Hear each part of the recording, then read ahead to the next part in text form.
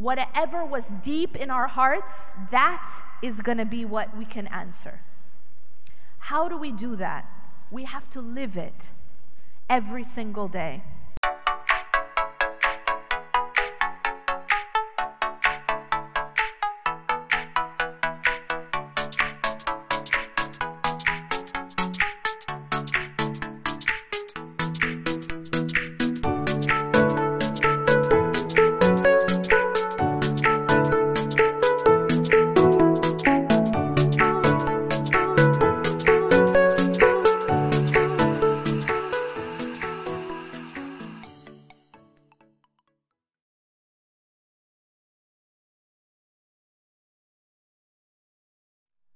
Whatever was deep in our hearts, that is going to be what we can answer.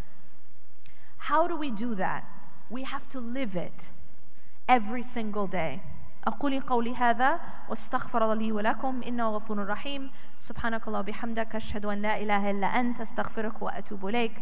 What I want to do now is pause, because I want to give an opportunity to take your questions and your reflections, inshallah.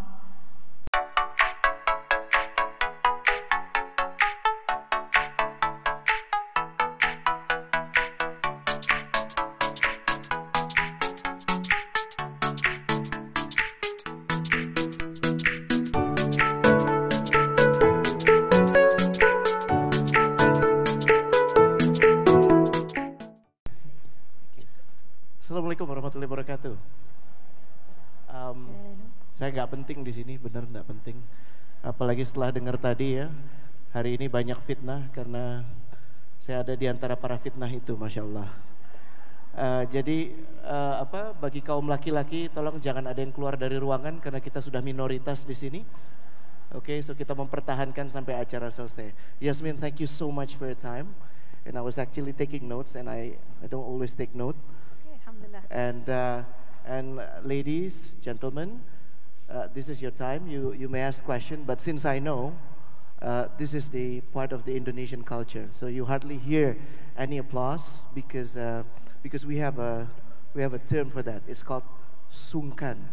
You heard of that? No, sungkan is you feel bad about something you haven't said or something you haven't done, and then of course you said, why do you need to feel bad? Because it's sungkan.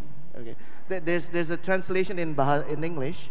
It's called sungkan. Okay, sungkan. Okay, so just to avoid any sungkanness, you can shoot your question to Slido, and you don't need to put your name, because I know if I ask you to ask personally, the question would sound something like this: the problem is my friend. You see, I'm asking on behalf of my sister, things like that. All right, so please feel free to ask. But before that, wow, satu tepuk tangan lagi boleh supaya we know you're still here. And first, before any question, oh, Masya Allah. Oh, that's fast. Hello, Anonymous. Tepuk tangan dulu buat Anonymous, boleh ya?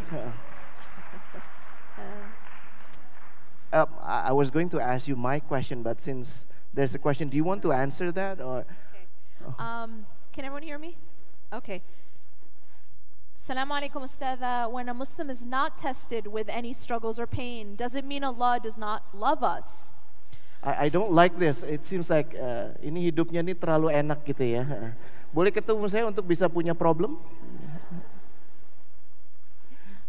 Whatever he said. I'm sorry.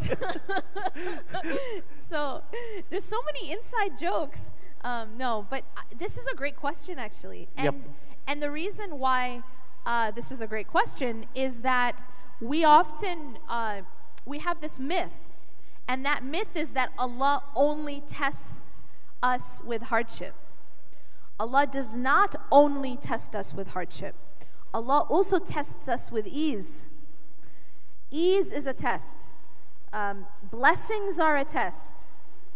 Gifts are a test. And Allah subhanahu wa ta'ala, if you look in Surah Al-Fajr, Allah talks about both kinds of tests. The ones who are tested with ease or blessings, and the ones who are tested with hardship. And in fact, scholars say that sometimes the test of ease is harder to pass than the test of hardship. Why? Well, because sometimes Allah subhanahu wa ta'ala will give someone so much money and power and luxury and ease that they forget about Allah. They are deceived, thinking they don't need Allah. So are you saying Trump is undergoing a test? I think definitely. Definitely. And not just him, but many people. And they don't even realize it. And that's the worst part. They don't realize. They don't realize. You know, in the Quran, actually, Allah tells us about one man who was tested with ease. He was tested with wealth. His name was Qarun. And Qarun, Allah talks about, he lived at the time of Musa, alayhi salam. In Surah Al-Qasas, Allah tells us He gave him so much wealth that even the keys to what he owned was wealth. And Allah tells us how he was destroyed because of his test. So yes, definitely we are tested with ease as well. Okay, jadi yang tadi mengirim pertanyaan, I'm switching to bahasa Indonesia just to get them a bit. Yang tadi mengajukan pertanyaan, ternyata lo sebenarnya dites ya. Sekarang mudah-mudahan lebih sadar gitu. Tadi someone was asking whether it would be okay to use her voice. Absolutely, please raise your hand. Whoever that. Okay. Please, panitianya boleh please. Are you going to sing or something? No? Okay. Boleh mic-nya? I'll do it. Okay. Please introduce yourself and kindly make it brief. Thank you. Assalamualaikum Ustazah. Waalaikumsalam. It's really amazing to have you here. My name is Eva, and my question to you is, when we already try our best increasing our quality in prayers, increasing our amount of du'as, and shifting our focus, but we still find ourselves struggling with our process by so many obstacles. And oftentimes, we want to fall into despair. In order to succeed, how do we overcome these obstacles? Thank you so much. I hope you got that, because I don't think I can repeat that. You okay? Let me make sure I understood you correctly. You're asking about that someone's still having trouble breaking a false attachment to something, even though they're trying to refocus and get closer to Allah, but they're facing a lot of struggles. Okay. Well, here's the thing, is that everything in life is a process. That, you know, for example, we don't, when we pray, we don't just make one sajda. We make countless sajda, because we need repetition in life, and things take time. Our problem is we want immediate results, right? We want to, like, the moment we ask for something, we want it to happen that moment. But that's not how the world works. The sunnah of Allah is that things take time, and there's a process for all things. A baby doesn't become an adult in one day. It has to grow and develop. So when you're trying to develop, or you're trying to get a result, you have to be patient and not expect immediate results. But you have to be steadfast, and you have to remember consistency. You know, no one said, well, I did a sit-up. It didn't work. I did one sit-up. Have you ever done one sit-up and complained that it didn't work? Or one push-up? I did. Okay. It's not going to work, because you have to do countless sit-ups and push-ups for it to work. So really just be consistent. Don't give up. Don't be impatient. And keep asking Allah for help. This is another issue. We sometimes depend on ourselves. We forget to ask for help from Allah. Ask Allah to help you to let go and to fix whatever it is that, you know, that is unhealthy. Okay. MashaAllah, look at the question. It's already 34. I just want, yang soal husband tadi kayaknya menarik tuh ya.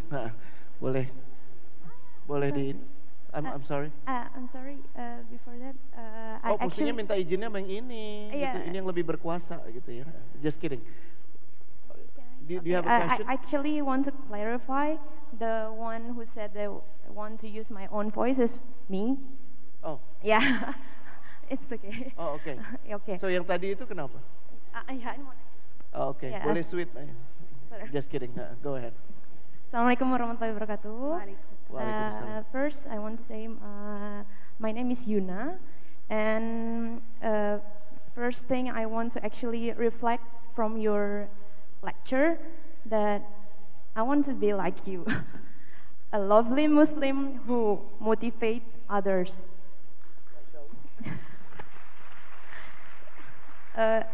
Allah has given us you to smarten us, and thank God and Alhamdulillah you can come to our country, to Indonesia. That's my first statement. And the second one, as you mentioned before, about Islam says your life revolves around Allah. And actually it happened with my life right now. I have a 22 days old son right now, 22 days. Yet I really want to come to this event. As I have asked my husband whether he let me attend your lecture, and Alhamdulillah he did. And Alhamdulillah my mother has helped me to take care of my son. And then I said to my son, the 22 days old son, that I want, dear Elio, my son name is Elio, I want to attend this event so much. Guess I might be having more knowledge, both in life and my iman. So please, I ask for his permission, and please pray for me that I can come home safely later. That's all. Thank you. So, wassalamualaikum warahmatullahi wabarakatuh. Jazakallah khair. Barakallah fiki, and may Allah reward your husband and yourself and your mother. I actually, if you'll allow me, there is one question here that I would like to answer that I saw up here, because I think it's a great question. Go ahead. It said something like, if you're so busy reclaiming your heart, when do you have time to help others? Great question. That's a great question. The answer is, part of reclaiming your heart is helping others. There is a principle that you'll find in our deen, and this is a principle you will see across all the text, and it goes like this: the way that you treat other people is a reflection of how Allah will treat you. That's the principle. You know, I have a name for it. You know, the golden rule is treat others how you would like others to treat you. There's an even higher rule, that platinum rule is what I call it. This is an Islamic rule, and it goes like this: treat others as you want Allah to treat you. So it's absolutely a deep and integral part of reclaiming your heart is helping others. Very good. Wow. She's very excited. Oh, yeah. I can see. Can you run and see if you can make it in 5 seconds? 1, 2, 3, 4.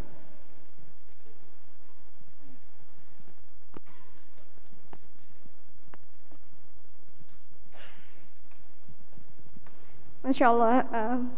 Bismillahirrahmanirrahim. Thank you very much for the opportunities. I'm shaking right now because I'm very grateful that I can meet you, Yasmin. I'm sorry. It's okay, take your time. Breathe.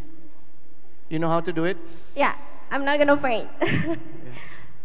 Okay, first of all, I would like to say thank you for this wonderful moment that finally Allah has making this come true. Actually, I want to ask you a question.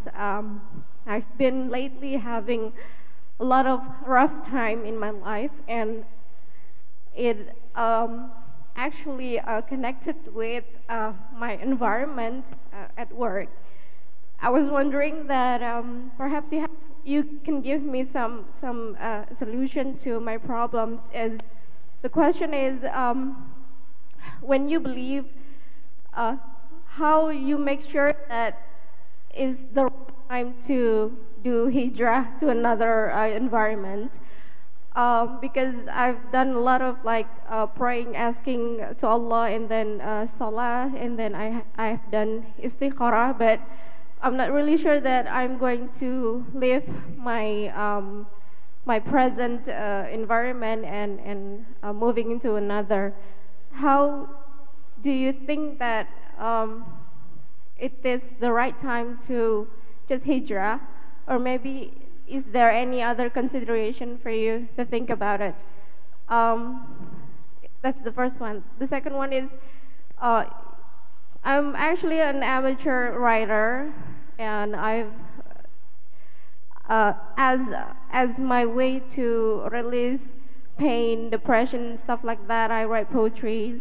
And you are an inspiration for me because your book really inspired me to reclaim my heart again and be happy with my condition. But I need some solution that perhaps can help me to find a better future. Perhaps that's all. Thank you very much. Pardon, I'm Askarini. I didn't introduce myself. Thank you very much.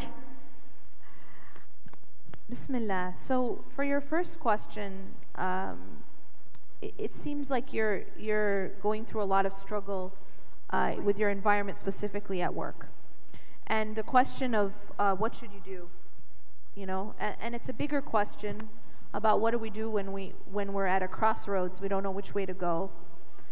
The answer is, and I think you touched upon this, we have to go back to Allah and ask Allah for two things, at least. One is guidance, and the other is ease. So ask Allah for help, and ask Allah to guide you to what you should do.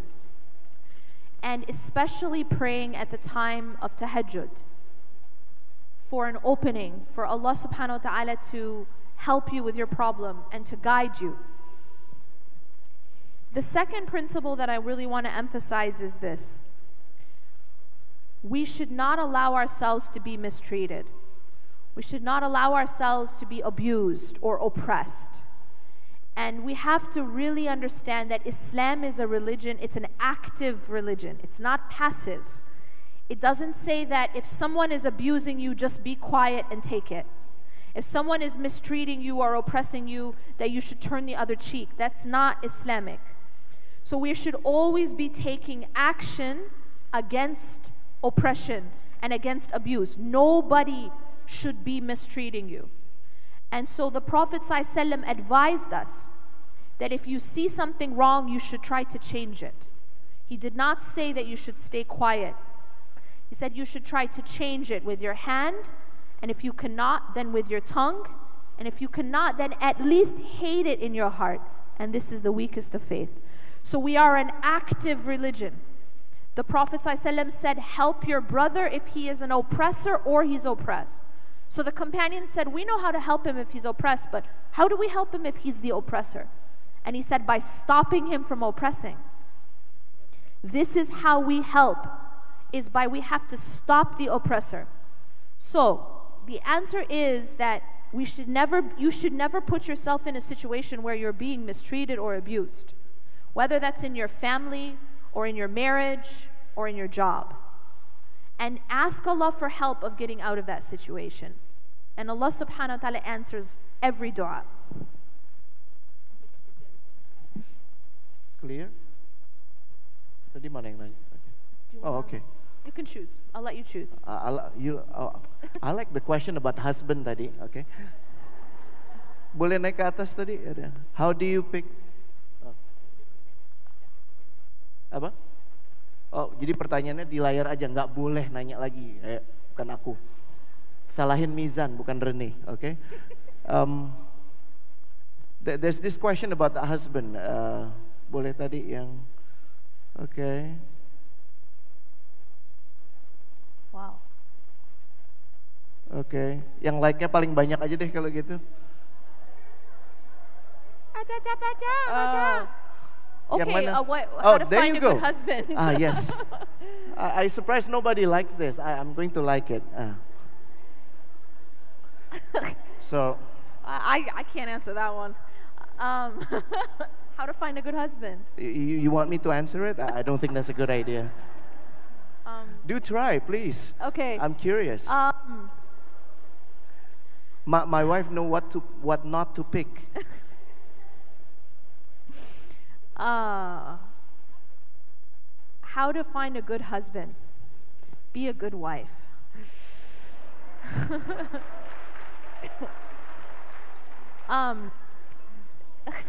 MashaAllah. It's like you know the quote, if you want to find your Muhammad, be like Khadija. But really though, every kind of gift comes only from Allah. All rizq is from Allah.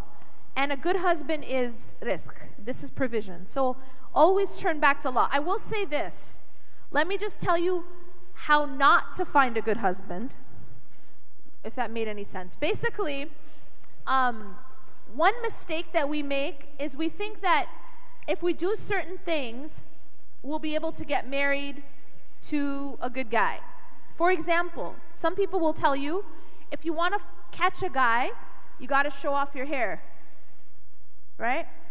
There's a lot of people, a lot of sisters who are struggling with this, where people come and tell them, you know what, unless you take off your hijab, you're never going to get married. Or there'll be some people who don't want to marry a woman who wears hijab. These are examples where it's like a person who wants to get a raise. Suppose you want to get a promotion at work, right? Now imagine you want to get a promotion at work, and every time the boss tells you to do something, you do the opposite. So the boss tells you to do something, you do the opposite. The boss tells you to do something, you ignore it. Are you going to expect to get that promotion? No. That's what we do in our lives. Allah subhanahu wa ta'ala is the boss. Allah is the provider. And unfortunately, we think sometimes that by doing things that go against His rules, we're going to get something good. And it doesn't make any sense. So if you want a good husband, remember that the good husband comes from Allah. So the more that we are close to Allah, the more we ask from Allah, the more we do our best to obey Allah, the more good we will get from Allah subhanahu wa ta'ala, inshallah.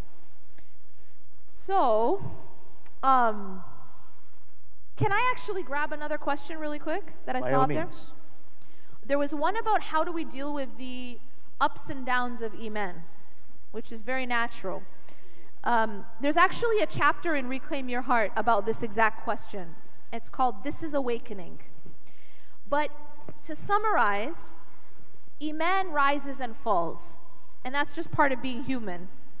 But I will tell you this, if you stick to that 3-part prescription that I gave you, you will be able to weather the highs and lows of Iman, and you won't crash.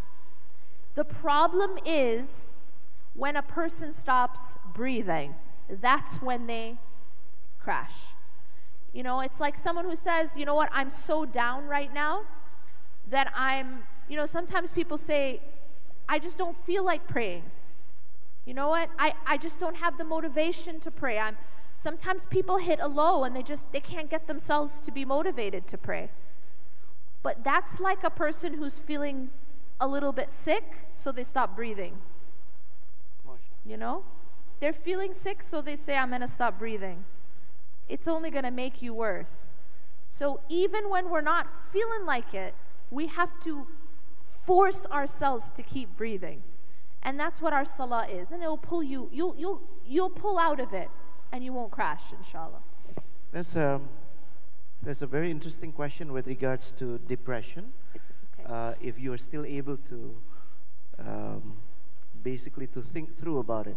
But sometimes people are at the stage where I see several questions with regards to depression. I'm sure you're also facing this in the U.S. Yes. And how do you deal with that as a person who are facing depression and as their loved ones who are assisting them to go through depression? Yeah. So this is a complicated question, and it's not an easy black and white answer that you can say in 30 seconds. But I will say this. Depression has many facets, many aspects to it. Only one cause, and it is not only one solution. And this is the main lesson we have to understand, is that it's not only one cause and it's not only one solution. There are reasons why we fall into depression that are a combination of factors. Some factors might be biological, some factors might be environmental, some factors might be psychological, some factors might be spiritual. And so my best advice is to try to involve yourself in all of these tools, not just to take one and neglect the others. I think we have sort of extremes that we go to. Some people say, you know, it's only biological and all you need is medicine. Some say that. Some say it's only spiritual and all you need is to pray. But the answer is in between. It's not only one thing. So what you need to do is look at all the aspects. What in your environment needs to change? What in the way you think needs to change? What in the way you practice your deen do you need to change? What in your diet do you need to change? There's a lot of aspects that you have to go and look at. The human being is a complicated combination of spiritual, emotional, physical, biological. So you can't just look at the human being like a machine of just chemicals or hormones. But we're a combination of things. So I would never take this question as just one side. But sometimes you need medical intervention. Sometimes you need therapy. Sometimes you need to change your environment. Sometimes you need to change your thinking. And definitely, the three things that I gave as my prescription that I gave, remember the salah, the adhkar, and the Quran, these are definitely very powerful tools in helping with depression. MashaAllah. Tepuk tangan dulu boleh? I think we don't have that much time, but the next overwhelming question, Ustazah, is with regards to parenting. There's so many parents, new parents, parents who has been around, parents who can't stop tawaf. I was laughing so hard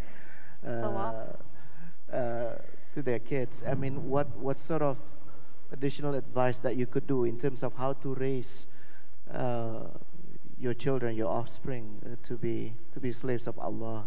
Okay. Well, first of all, don't let your center of gravity be your child. Your center of gravity must be Allah. I mean, that's just so important. What does that look like practically? We shouldn't be missing salah because our children have a sports practice, or our children have an activity, or we have to cook something because lest our child wait 15 minutes to eat. You understand? That these are things where we have to put the priorities in order. That Allah subhanahu wa ta'ala comes first. And as long as you put Allah first, everything else will fall into place. The problem is when you put something else first. If you put your child first, everything will break. I'll give you another example. There are people who, because they love their child, naturally, and worry about their child, they set up a savings account. I don't know how it works here, but in the US, a savings account accrues interest. It accrues riba. So they're thinking, I'm doing it for my child, right? I want my child to be, to have college money or whatever it is. I want to save it for them, so I will make a savings account. But the savings account is riba.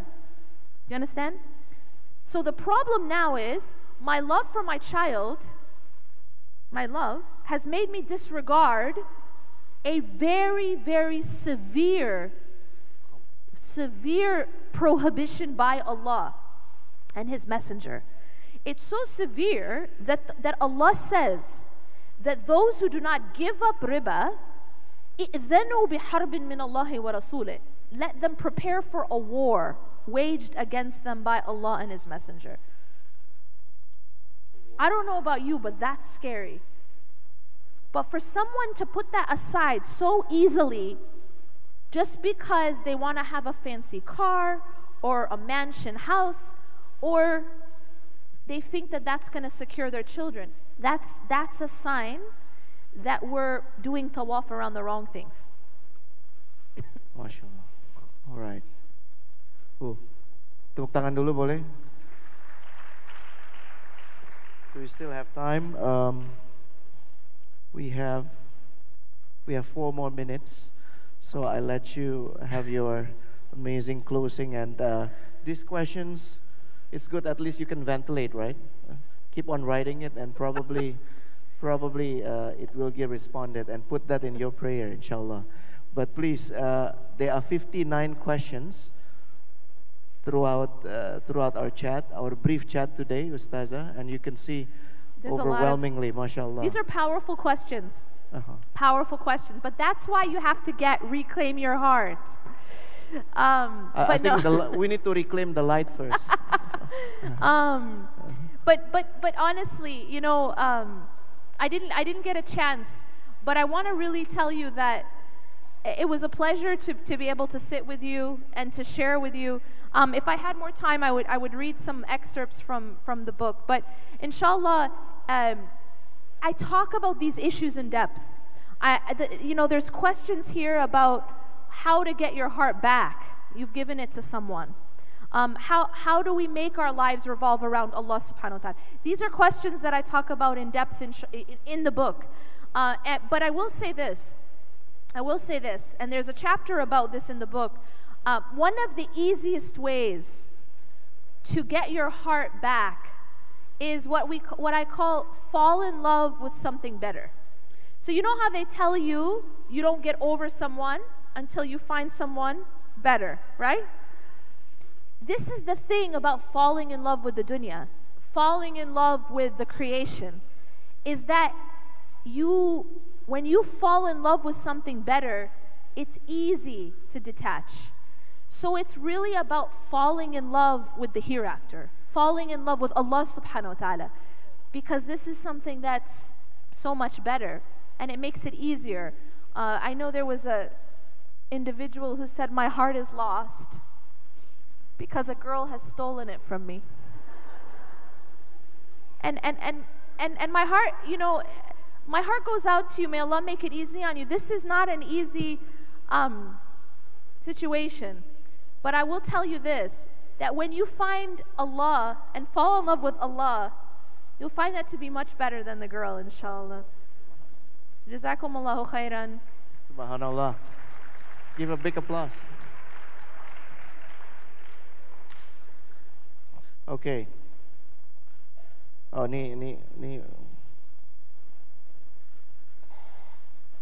okay, the extent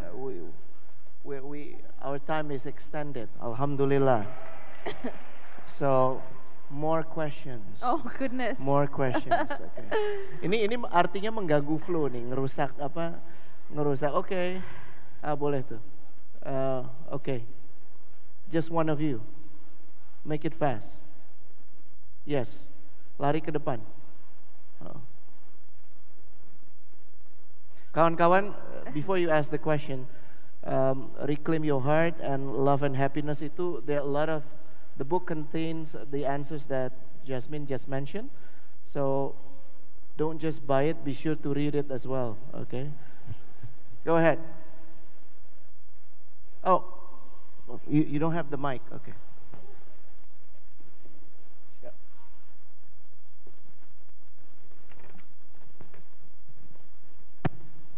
No, just one of you, not both of you, okay? Cepet kok, I promise. Tuh kan perempuan gitu tuh, ya siap. Assalamualaikum warahmatullahi wabarakatuh.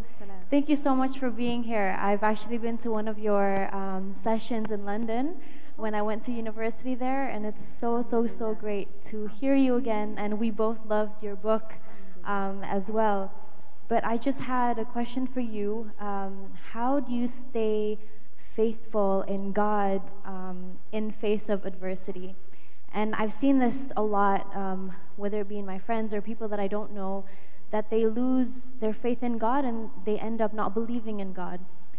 So maybe you have some inputs on that. And it is also kind of related to the one Esti just mentioned. Assalamualaikum, my name is Bianca. I wanted to ask about the narcissist topic, and I just wanted to know how you connected the dots all together and how to explain what you're experiencing with regards to a narcissist to, I suppose, in a more traditional, conservative community like Indonesia, because I kind of find it hard to talk about narcissism just because I don't think we're familiar with it yet. Thank you so much. Terima kasih buat dua perempuan kekeh yang tidak mempedulikan moderatornya. Nggak apa-apa. It's okay. Nggak apa-apa. Go ahead. So big questions. So the narcissist question, I'll start with that. That's basically what it is that we're more and more living in a world where people believe that they're at the center. It's we've become a very narcissistic culture. And the reality of the world is that Allah subhanahu wa ta'ala is at the center, not the human being. And so we have to be very careful that we're not reinforcing this in our children. How do we reinforce it in our children? As I said, when you revolve your life around a child, everything they want, they get. They're never told to wait, or they never hear the word no. And most of all, one of the mistakes we make is we're not actually teaching our children responsibility. And I'm finding this more and more, especially with the way that we raise boys, is that they are actually expected to do absolutely nothing. And they just spend a lot of time playing video games and on their devices. And the responsibility has been lost. This wasn't the case. Just a little while ago, men were given responsibilities to support the family even when they were young. Even, as growing up, they had to get a job and support the family. But now we've taken all of that, and now all they're responsible to do is charge their phone, right? They don't have to even make their bed or take any responsibility in the home. That is not doing your child any favor. You think it's love, but you're actually handicapping them. You're handicapping them because you're making them irresponsible and self-centered, and that's not good. Those are not good qualities. So we have to teach our children to take responsibility and to realize that the world doesn't revolve around them, that they're not always going to get what they want, that things are not always going to be easy. That's the best thing you can do for your child. So that's the narcissism question. And I think if I may have this personal question, I know it's especially here because we love to have presence in social media. Yeah. And sometimes it's taking a lot of time. How do you have any 1, 2, 3 prescription with regards to how I need to be liked, how I need to be loved, and how my presence should be? I mean, everything is counted as the number of followers, the number of likes. I mean, how do we deal with that? Right. Do we stop altogether, or is it what to do? Okay, great question. For some people, yes, they do need to detox sometimes. So that means stop altogether. It depends on the person and the situation, yes. But basically, when it comes to social media, again, it's about finding a balance. And everybody needs to know themselves. If you find that you are being consumed with it, then yes, there may be a time where you need to disconnect. But even before we come into that, how do we know we are being consumed? Sometimes we're not even aware. Okay, so I just actually posted a video just like a few hours ago, and it was about the fact that we are constantly connected to our phones. Yes, exactly. To the extent that even when we're with our loved ones, with our spouse or our family, our phone is always in our hand or on the table or visible. And that, he was explaining that actually sends a subconscious message to the person we're with that you're not that important. So you're secondary. Yeah. Because my phone is out. And I thought that was very interesting. I think if we can't disconnect from our phone, that in and of itself is a sign that maybe we need to change something. If we can't put it away, if we have to get every notification and respond to it in real time, that in and of itself is a sign that you're living in your screen as opposed to living in real life. So yes, there needs to perhaps be some disconnection and some detox that happens, because we live in the real world. And believe me, choosing a screen over the real world will always make you lose, and it will affect your relationships. The first sister, what was? Remind me what her question was.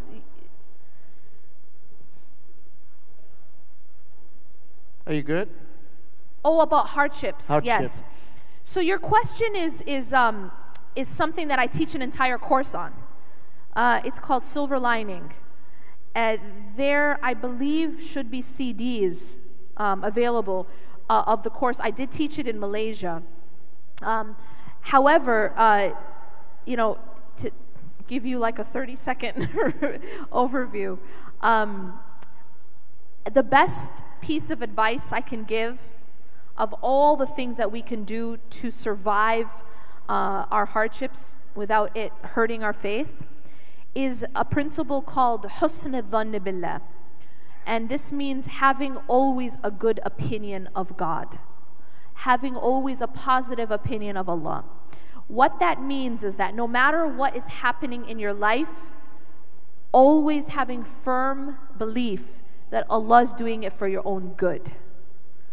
And the example that I give is like if you step outside and your mother comes to pick you up and she starts driving and you ask her, where are we going? And she says, don't worry, you'll see. No one is going to panic and call the police. Why? Because you trust the driver. Simple as that. Even when you don't know where you're going, you don't know why you're taking this path. Maybe the path is very bumpy, but you're never going to panic because you trust the driver. And if we trust Allah, then we don't go into that panic state, even when we don't understand what Allah is doing or where Allah is taking us. But we have firm trust that it's for our own good. You never question your mother's intentions. You never think she's going to take you somewhere, throw you in a ditch and leave you. You know that she always has your best interest in mind, right? This is how we have to think even more about Allah subhanahu wa ta'ala. Because Allah's mercy for us is greater than a mother's mercy for her child. Infinitely greater. So it's really, I think, comes back to trust. This is husn al-dhann, having a good opinion of Allah subhanahu wa ta'ala. And that way, whatever happens in your life, you don't allow it to make you think negatively about Allah subhanahu wa ta'ala. MashaAllah. Okay. Tepuk tangan boleh? Okay, we almost ran out of time, but probably just to add a bit on, if I may ask a bit of a personal question. I mean, you seem to have a very solid understanding on how to gain that connection to Allah, and I don't know, I mean, unshakable belief. And could you share an experience, perhaps, as a remembrance for all of us here, on at what point that happened in your life? Perhaps that would enrich us as well, and get to know you as well. So to begin with, I wouldn't say that I have all those things that you said, but I will say that I've had experiences in my life that helped me to put my trust in Allah. And I think that, there were times in my life where I went through personal difficulties, and, sometimes you'll go through loss, or you'll go through some sort of difficulty in your life, and people around you will tell you, you know what, there's no, people will say a lot of negative things. Almost like there's no hope, almost like people will crush your hope that things can get better or that things could be different. And I think a lot of it is fear. People are afraid of the unknown. People are afraid to leave bad situations because they'd rather stay in something they know, even if it's really bad, than go to something they don't know. That's true. And honestly, I experienced that where, I was in bad situations that I wanted a way out, but people around would say, you know what, it's not better outside of it, right? Just stay in it. Just stay because it's safer. It's almost like people would make you believe that there isn't something that could be better. And I always felt that, you know what, Allah subhanahu wa ta'ala can give better. Allah can give better. And I swear to God that was the truth. That was the truth. Allah gave better. And every time that anytime I put my trust in Allah, He never let me down. If I took a step and I put my trust in Allah subhanahu wa ta'ala, He never let me down. And so that really taught me not to be afraid to leave bad situations, and not to be afraid to take bold steps, because Allah subhanahu wa ta'ala never lets you down. MashaAllah. Wow. Wow. So I just wish to emphasize perhaps that even you, Yasmin Mogahed, has gone through difficult period. Oh, absolutely. Uncertainties. Absolutely. I've gone through divorce. I've gone through divorce with children. I've gone through separation from children. I've gone through, and I've learned that Allah subhanahu wa ta'ala has your back. And you shouldn't be afraid of what people are going to say. You shouldn't be afraid of losing, or that Allah subhanahu wa ta'ala doesn't have something better for you. Because Allah is the one who owns everything. And we should never ever lose hope in the mercy of Allah subhanahu wa ta'ala. His kingdom is without limit. Limitless. MashaAllah. Tepuk tangan dulu boleh. Yasmin, on behalf of the ladies and gentlemen, audience, we would like to thank you. May Allah always shine your path. Thank you. And thank you for being the light for all of us today. Do you feel that? Alhamdulillah. And hopefully one day all of us will become the light, and we shine each other. Thank you so much for your time. Assalamualaikum warahmatullahi wabarakatuh. Jazakallah khair for having me. It was a pleasure to be with you, and I hope inshallah that it's the beginning of a tradition to come back to your beautiful country. There are, alhamdulillah, a few limited copies of Reclaim Your Heart as well as Love and Happiness. I brought a few copies of the English version, which are available in, outside, and I will be doing book signing, I think. No, I was Oh, okay. Yes, inshallah I will be doing book signing. Jazakallah khairan. Assalamu alaikum wa rahmatullah.